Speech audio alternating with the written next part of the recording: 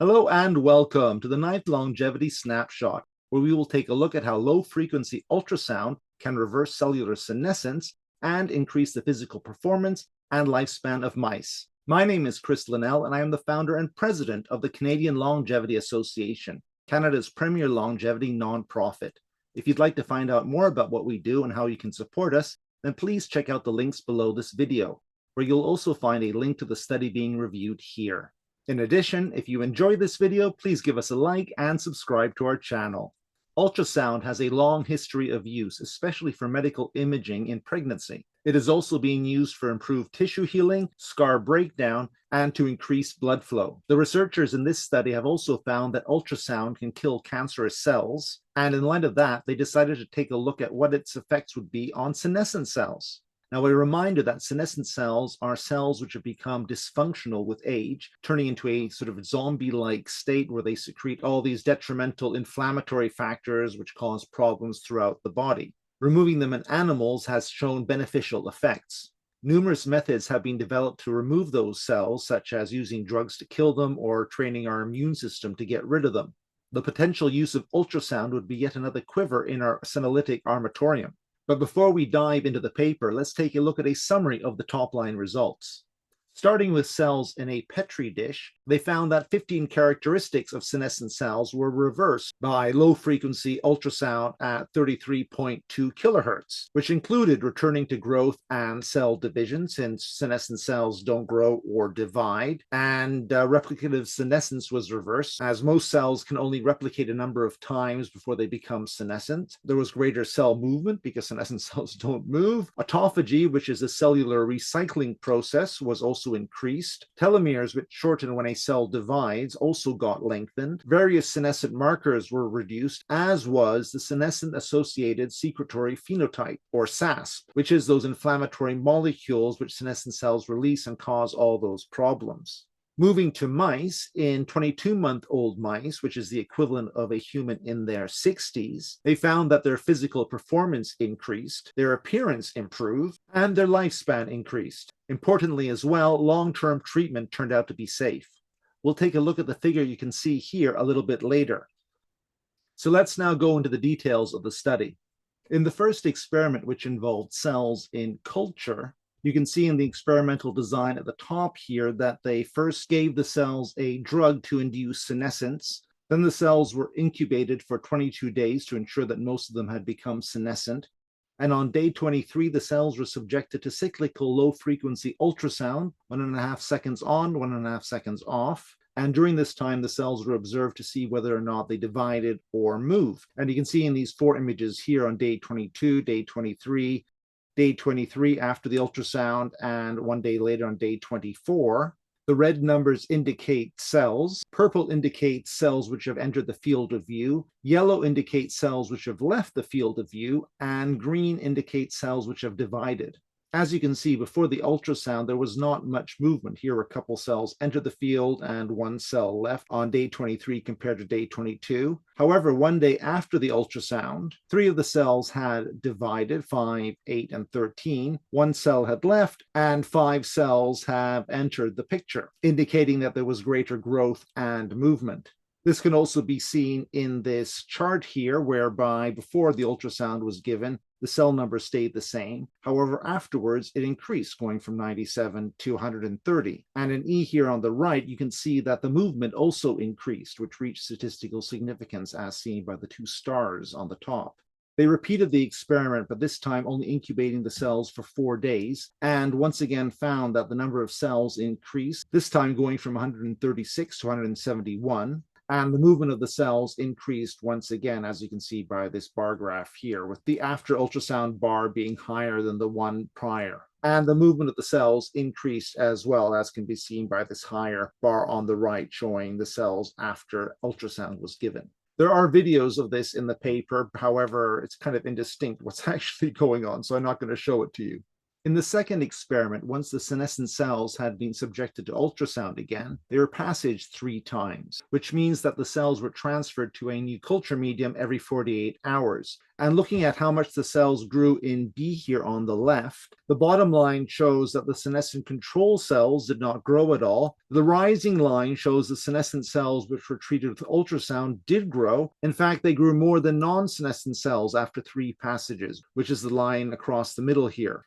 And on the right here, it shows that the treated cells became normal sized again. Senescent cells tend to be larger, and you can see on this bar graph that the black bar represents non-senescent cells, the light gray are the senescent control cells, and the darker gray are the treated cells. Initially, both sets of senescent cells were the same size, but after 3 passages, you can see that the dark gray bar shrank considerably and is closer to that of the normal cells.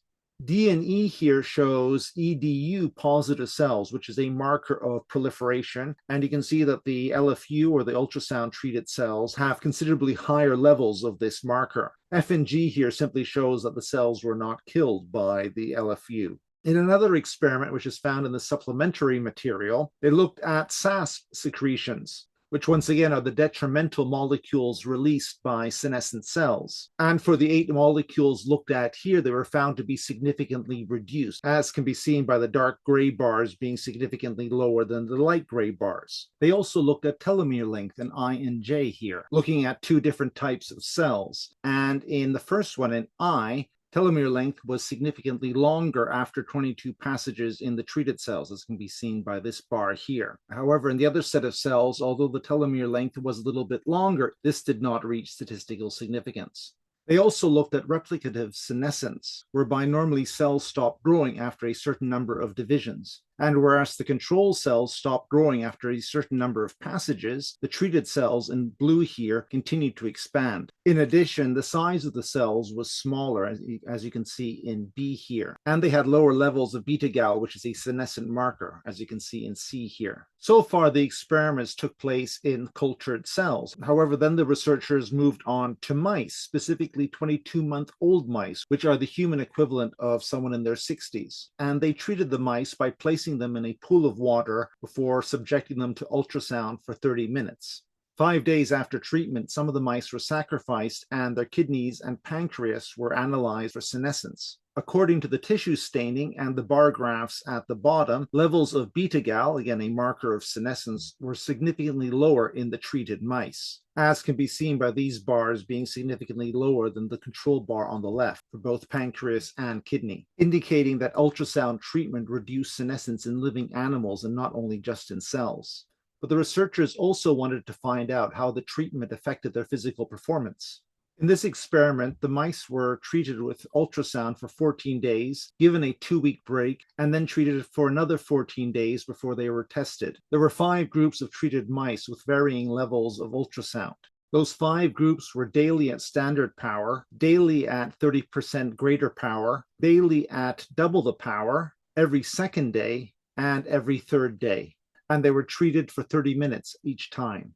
In the treadmill test on the left here, which saw mice run on a treadmill until they became exhausted, the black bars represent pre-treatment and the gray bars are after 4 weeks of treatment. The control mice are on the left-hand side here. And although the control mice did improve, this did not reach significance. However, for all 5 treated groups, their improvement did reach statistical significance. As there were only 10 mice in each group, both males and females, it only reached significance when the male and female results were combined. However, in both cases, there was an improvement nonetheless.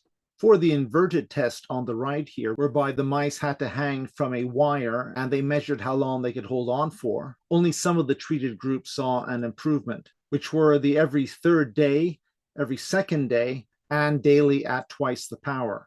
Now comes the fun part, which is what effect ultrasound had on lifespan.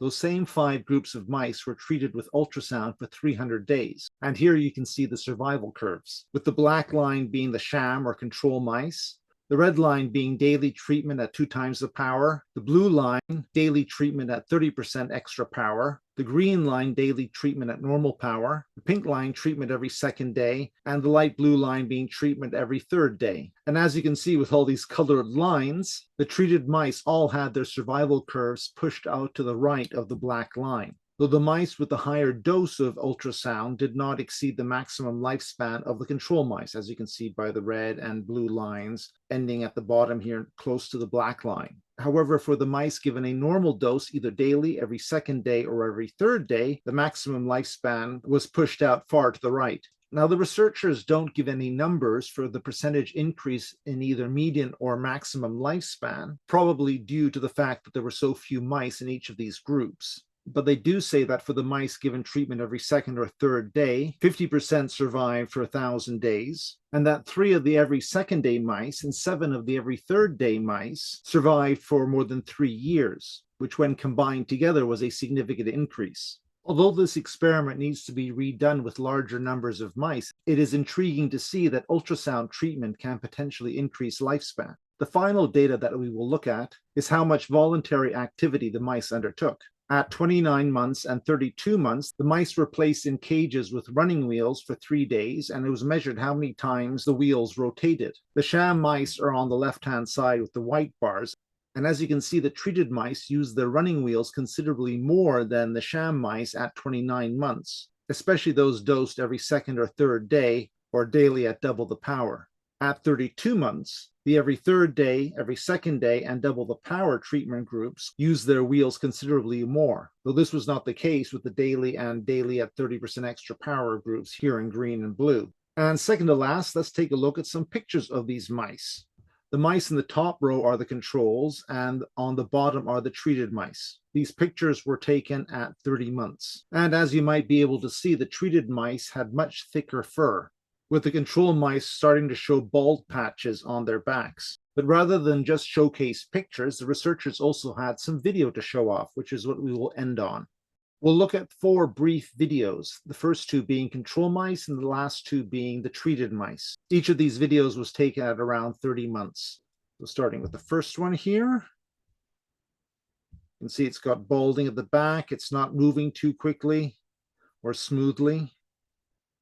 Looks quite decrepit, actually. The second control mouse is slightly better,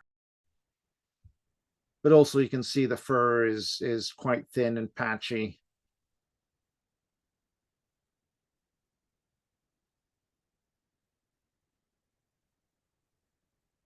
And here's the first of the treated mice, and these mice were treated at double the power.